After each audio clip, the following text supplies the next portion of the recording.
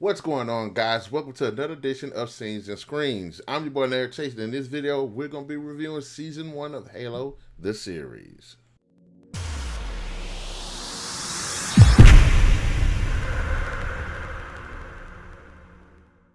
Halo is one of the most important sci-fi franchises in gaming history. Deep lore, iconic characters, philosophical themes about war, duty, and sacrifice. So when Paramount announced a live-action Halo series, expectations were sky high. Season 1 finally arrived, and what we got is one of the most divisive adaptations in recent memory. This is the Silver Timeline, meaning it's separate from the games, it's separate from the book lore, it's separate from the movies, it's separate from everything that actually matters. But different doesn't automatically mean better.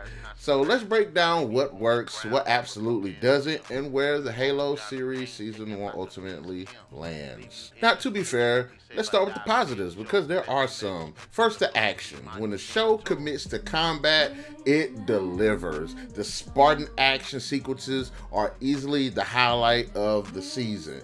The armor feels heavy, grounded, and practical. You can hear it, you can feel it. Spartans move like walking tanks, and that's exactly how they should look and feel. The sound design does a lot of the heavy lifting here. Weapons have distinct audio identities, vehicles sound powerful, and combat has weight. Visually, the show is solid, if not spectacular. The set design is strong, especially UNSC interiors and Covenant locations. Alien designs are faithful enough to feel recognizably Halo while still translating well to the live action aesthetic. The elites look intimidated, the Covenant tech feels ancient and advanced at the same time. And the production value is clearly there. The costume design deserves praise. Spartan armor looks fantastic, functional, battle-worn, believable. This is one area where the show absolutely understood the assignment. On the casting side, Natascha McElhone is easily the standout as Catherine Halsey. She brings gravitas and authority, and the kind of presence this show desperately needed more of. Across the board, however, I felt that the cast are actually competent. No one's outright embarrassing. Performances range from serviceable to good. The problem is rarely the actors themselves, or at least when they're not talking out in public.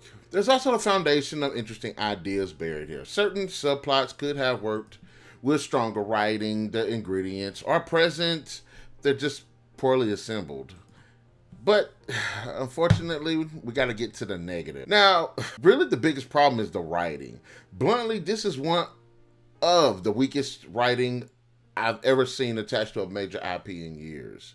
Until I saw Alien Earth, but that's neither here nor there. Yes, this is the Silver Timeline. Yes, things are allowed to be different, but again, different doesn't excuse poor characterization, incoherent lore changes, and CW level melodrama. One of the biggest disappointments, let's talk about the Master Chief. This version of John 117 is overly emotionally, just mentally unstable and constantly questioning everything in ways that directly contradict what makes the character compelling. Chief isn't interesting because he talks about his feelings. He's interesting because of his restraint, discipline, and quiet humanity beneath the armor. Here, he's impulsive, erratic, and frequently just unprofessional. Not to mention, 90-something% of the show, it seems like he doesn't have his helmet on. I mean, it strips away the mystique and replaces it with just a generic TV angst. Then there's the tone problem. The show leans heavily into interpersonal drama, arguments, just uninteresting power struggles, especially between the female leads of the series, emotional outbursts, and it often feels more like a sci-fi soap opera than Halo. And I understand there's a lot of drama within the Halo lore, but it's just not done well here. There's just far too much melodrama and not enough military science fiction. Power dynamics are also bizarre. Nearly every male character is portrayed as incompetent, subservient, or just disposable, while women run every major institution flawlessly. And that even includes the Covenant. Representation isn't the issue. execution is. When it's this one-sided, it starts feeling organic, it starts feeling forced. Maki is another missed opportunity. On paper, she's fascinating, a human raised by the Covenant. In practice, she's poorly written, inconsistently motivated, and used as a narrative shortcut rather than fully realized character. The lore changes are where things really fall apart. Many changes feel unnecessary and illogical, especially when they actively weaken the UNSC. Battles may look cool, but the soldiers constantly appear incompetent, undermining the stakes in the sense of the humanity barely hanging on. Some changes are just baffling. Denny Sapani would have made an excellent Avery Johnson, and I would defend that opinion to my dying breath. But instead, they got this man as Captain Keyes. Why? That's not bold adaptation. That's a misfire.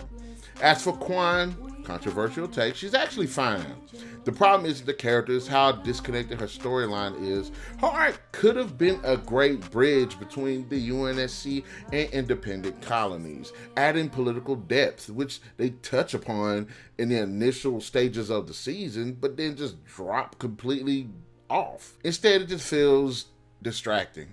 There are interesting subplots here, but they constantly pull focus from the core story rather than strengthening it. Overall, Halo Season 1 is a frustrating experience. It looks good, it sounds good, the armor, weapons, sets, and action sequences show genuine care and effort. There are flashes of what a great Halo series could be, but strong production values cannot save weak writing, misguided characterization, and fundamental misunderstanding of the franchise's core identity. This isn't Halo elevated for television, it's Halo diluted, reshaped into something safer, softer, and far less interesting than it should have been. The silver timeline gave the writers freedom, and unfortunately, they used that freedom poorly. If you're a casual viewer, you might like this, but if you're a fan, I can definitely understand the frustration. So having said that, Halo Season 1 definitely deserves 2 out of 5. Halo deserves better storytelling. Season 1 proves that adapting the look is easy, adapting the soul is the real challenge. So guys, in the comment section below, let me know, what are your thoughts on Halo Season 1? Did you not like it? Did you like it? Also, who's your favorite portrayal in the series? The lady that plays Captain Halsey is probably the closest to any of the characters from the lore. Maybe Cortana, even though she looks the way she looks. But be sure to hit that like, share, subscribe, and that notification button to get the best of what we got going on in this channel. And we'll definitely catch you guys later.